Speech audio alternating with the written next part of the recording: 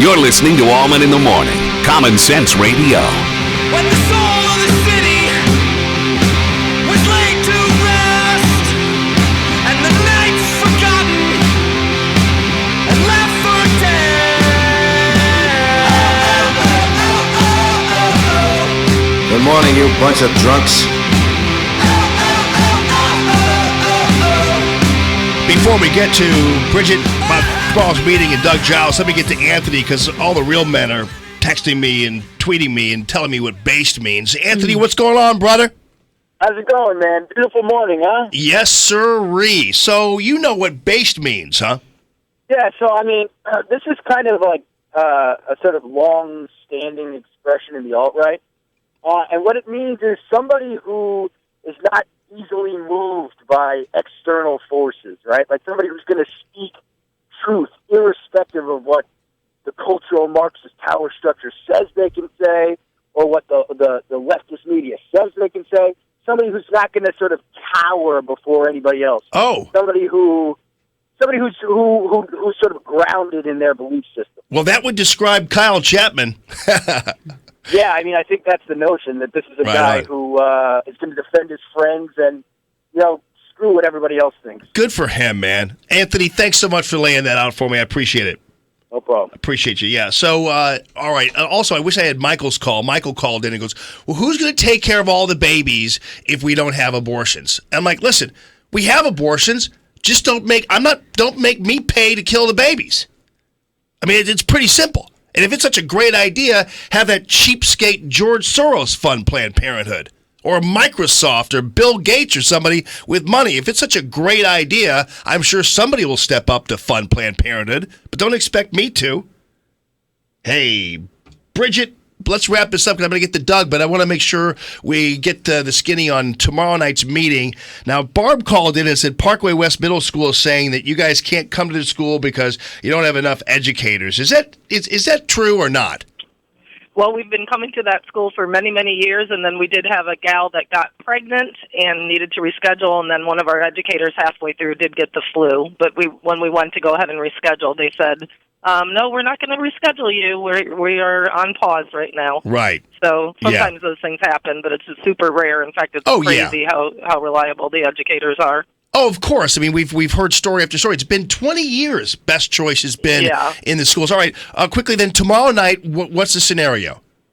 So tomorrow over at the Parkway School District building on Woods Mill Road at 7 o'clock, I guess there's going to be a huge showdown. We hear that the other thing that's interesting about this group is they get very volatile, and they'll scream, and they bully, and they harass. And so we would love to have just the physical presence of our supporters there as well, because it's, I've got 22-year-old sweet educators being surrounded and screamed at. You're seeing the stuff on TV with protests. It's kind of changed a lot, and so we've been on the business end of that. So that's at 7 o'clock. We'd love to have our supporters come out. We will have an opportunity for people to speak and stand up for the program. And you know what the bottom line is? As you said yesterday on your show, the TV show, if Thrive supporters want best choice in the schools, if you want these kids to hear the message of delaying through middle school and high school, you guys will make it happen or not make it happen. They're not going to listen to us.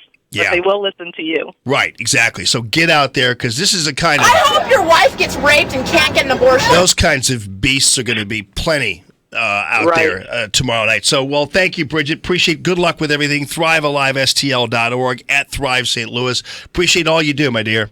Thank you. God bless you, Jamie. God bless you, too. Doug Giles. Doug Giles. Only through your show, your Clash Daily, other sources for news, would you even get that kind of intel? At Doug_Giles, ClashDaily.com. Man, boy, where do we start, my friend? Because are you following, I guess you are, the story of Kyle Chapman, the based stick man. Hello? Jamie. Yeah, are you following the story of of Kyle Chapman, the based stick man?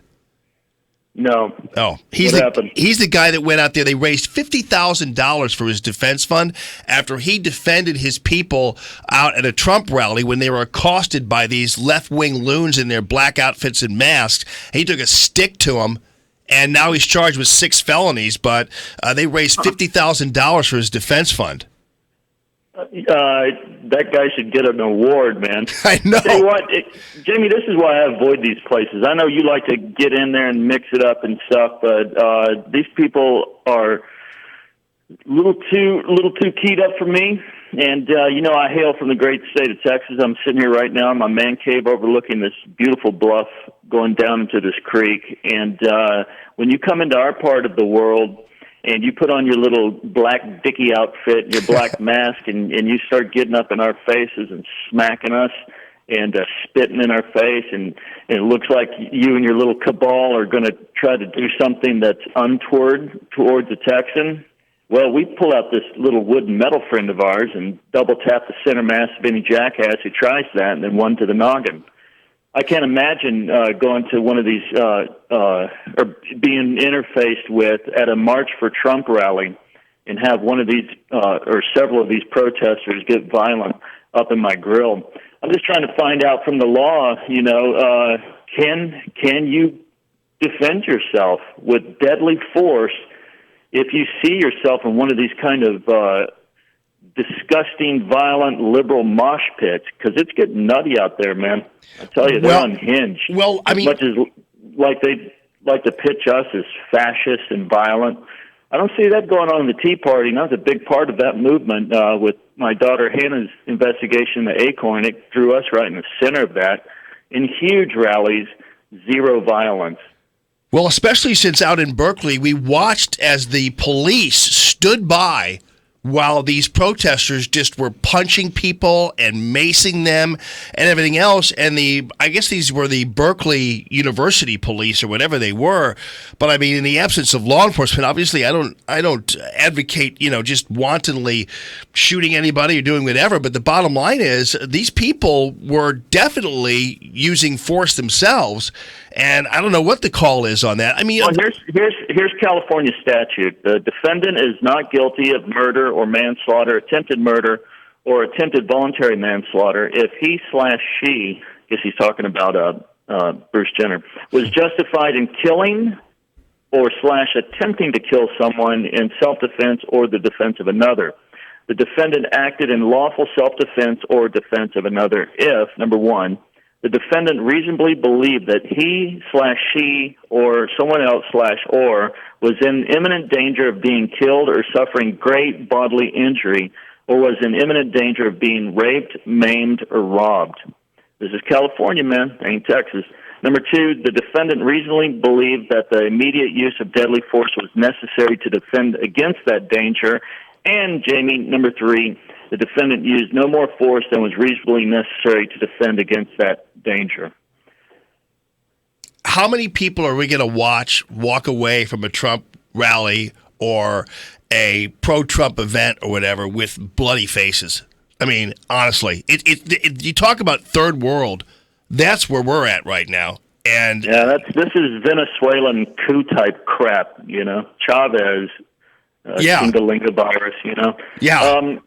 I'm telling you, man, they're going to cross the path of the wrong guy or girl, and then I think that might be the shot heard around the world and kick off officially the civil war and the coup that the left is begging to happen against Trump. I know. I think there's a certain level of provocation there that we know is going on, whether it be at the levels of the inside spooks in the administration left over from the Obama deal, or whether it be the people on the streets that we're seeing. By the way, I hesitate to bring this up because you're going to have to keep adding chapters to pussification. Because have you heard of Tony the Tampon coloring book?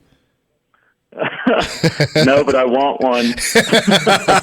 Well, would it be a good companion to the coloring book for college crybabies? Yeah, I don't think it's as offensive as mine is, or it's funny. And Jamie, like I told you, I know I'm not supposed to laugh at my own stuff, but I read my coloring book the other day. Hadn't picked it up for a couple months. I laughed so hard milk came out of my nose. And I haven't had milk for like 11 years. Well, yeah, right. But the bottom line is this is an attempt to de-gender periods.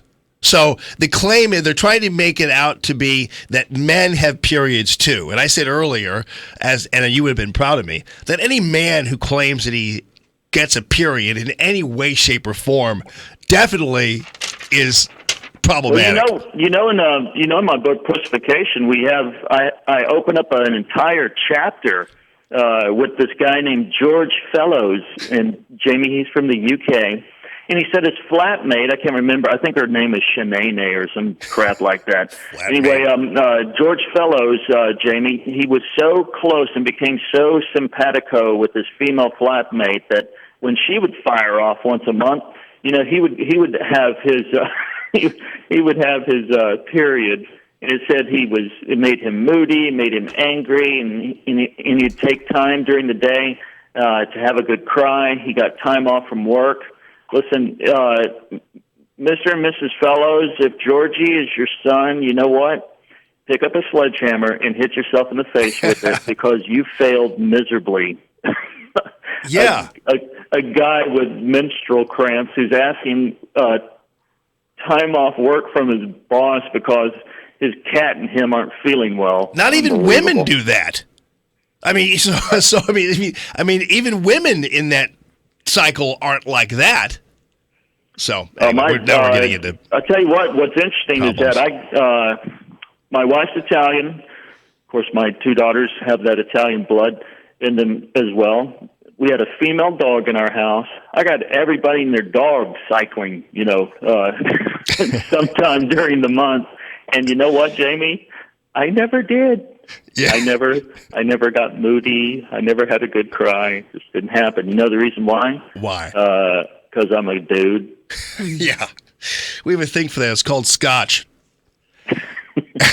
Hey, Doug, always good talking to you, buddy. ClashDaily.com, @Doug_Giles, and really love it, man. We're in tumultuous times, but I have to tell you, it's kind of oddly fun. So, hey, thanks, Jenny, buddy. One last thing. Yeah. Tell CNN that General Flynn was in Trump Tower when he was wiretapped. That's all I have to say. Right. Well, I love your post on ClashDaily.com about the New York Times and about how this one dude who claimed that in fact there are ties to Russia and actually has said that they know that because Flynn was wiretapped at Trump Tower, and then suddenly now they're denying there's any truth to it. It's hilarious. And it's on the front page of the New York Times on the January 19th issue. I know. Hey, WikiLeaks did a doc dump on the CIA today, and there's a big war going on. That'll be up on Clash here in a second. Awesome, buddy. Thanks as always. Yeah, buddy. All right, it's Doug Giles.